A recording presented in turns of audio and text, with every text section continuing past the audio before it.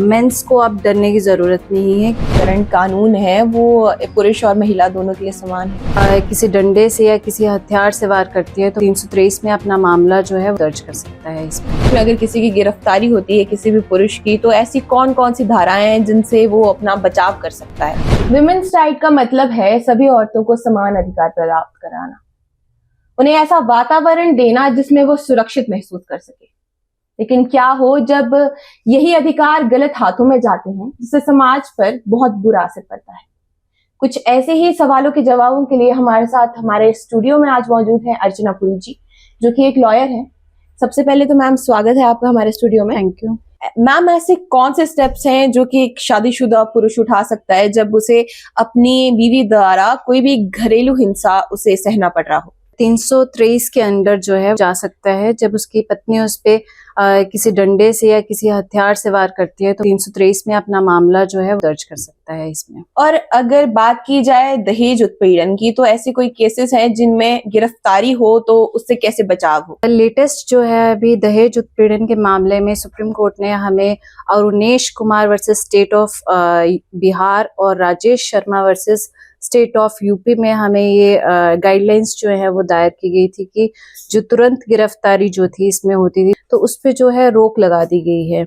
इसमें आपकी जो इन्वेस्टिगेशन है और जो आपका मामला है तुरंत जो है दायर नहीं किया जाता, क्योंकि इसमें जो है इन्वेस्टिगेशन जो है डीपली की जाती है, उसके बाद ही ये मामला दर्ज होता है और जो गिरफ्तारी है उसके बाद ही करने के निर्देश दिए गए हैं। तो क्या इन सब में प्री नैप्चुरल एग्रीमेंट क्या एक सही विकल्प है? प्री नैप्चुरल एग्रीमेंट की जो मान्यता है वो अभी हमारे देश में जो है मान्यता नहीं है, लेकिन बाहर के स्टेट्स में जो है प्री नैप्चुरल एग्रीमेंट जो है जारी है। वैसे ये एक अच्छा विकल्प हो सकता है अगर प्री नैप्चुरल एग्रीमेंट जो है अगर होता है तो एक माइंडसेट बना रहता है कि डाइवोर्स में हमें ये एलिमनी देनी है और डाइवोर्स में हमें प्रॉपर्टीज की रिस्पॉन्सिबिलिटी इतनी होगी और हमें इस टाइप का प्री नैप्चुरल एग्रीमेंट के दौरान ही चलना है।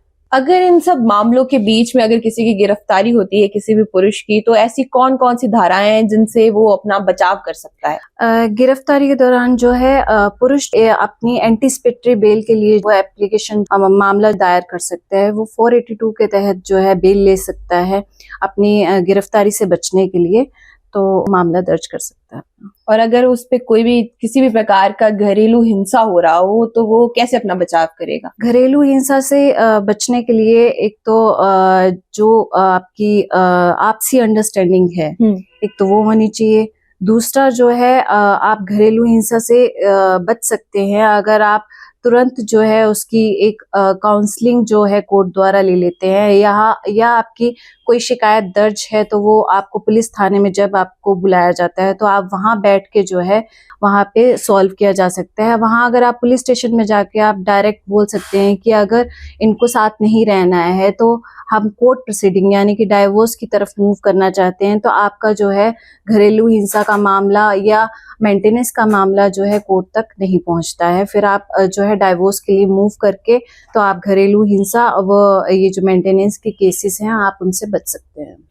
और अगर मान लीजिए गिरफ्तारी हो जाती है या फिर कोई झूठा आरोप लग जाता है, तो कौन कौन से एविडेंसेस जो है वो उनके पास होने चाहिए उस समय पर? ये पुरुष के पास एक तो जब भी आप कोर्ट में मूव करते हैं तब आपके पास एक तो सभी डॉक्यूमेंट्स डॉक्यूमेंट्री प्रूफ होने चाहिए। इलेक्ट्रॉनिक प्रूफ में आप अपने पास रख सकते हैं कॉल हो, चाहे वो किसी भी तरह का इलेक्ट्रॉनिक प्रूफ हो, चैट्स हो या फिर वो वीडियो हो, के पास किसी भी तरह की एविडेंसेस के साथ जो है वो कोर्ट में मूव कर सकते हैं। आपके पास गवाह होने चाहिए कि इनके सामने ये बात हुई थी, तो वो आप सारे गवाह plus electronic evidence, documentary evidence को कोर्ट में ले जा सकते हैं। क्या आपको लगता है कि जो अभी हमारा करंट कानून है वो पुरुष और महिला दोनों के लिए समान है? महिलाओं के लिए जो है कि कानून जो है वो एक्स्ट्रा जरूर बने हैं, उनके प्रोटेक्शन के लिए जरूर बने हैं, लेकिन जो मेंस और वुमेन्स के जो अंडर आर्टिकल 14 कॉन्स्टिट्यूशन है जो हमारा, वो इक्वली राइट जो सबको देता है, तो मेंस जो है वो अपने जो उनके पास राइट्स हैं इक्वली वो यूज कर सकता है। आखिर मैं आपसे यही कहना चाहूंगी कि आप हमारी ऑडियंस को एज लॉयर आपने जो भी एक्सपीरियंस किया उसके अकॉर्डिंग क्या कहना चाहते हैं इन सब केसेस को लेकर? इसमें ऐसा है कि नए कानून के हिसाब से मेंस को अब डरने की जरूरत नहीं है, क्योंकि जो झूठे आरोप लगाने की जो एक प्रक्रिया चलती आ रही थी, तो वो कहीं ना कहीं आके जो है रुक गई हुई है।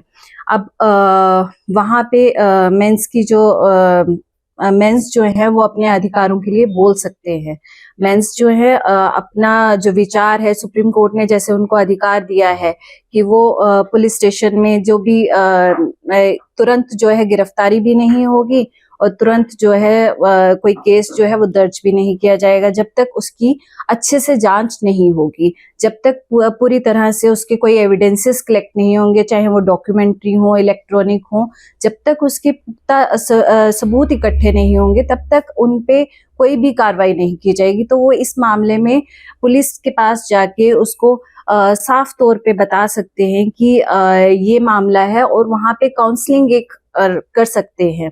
वो अपनी पत्नी से बैठ के बात कर सकते हैं कि अगर उसको साथ में रहना है तो उसको क्या चाहिए, और अगर उसको साथ में नहीं रहना है तो उनके पास जो है सेक्शन 13B के तहत, हिंदू मैरिज के एक्ट के तहत उनके पास डाइवोर्स का एक तरीका है, जहाँ पे वो जो ये घरेलू हिंसा है इसके केसेस से बच जाएंगे। जो उनके पास जो अदर केसेस हैं, उन पे मेंटेनेंस के केसेस हैं, मतलब जो भी लिटिगेशन टाइप के केसेस हैं उनसे वो बच जाएंगे। और इसमें ऐसा है कि आप मतलब कि एक तरह से समझदारी से चल सकते हैं।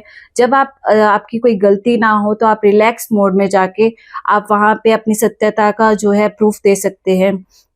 आप इसके लिए अपने सारे documentary plus electronic evidences collect करके आप वहाँ पे दिखा सकते हैं। तो आप जो है निश्चिंत होके जो है वो झूठे आरोपों से बच सकते हैं इस मामले में। Thank you.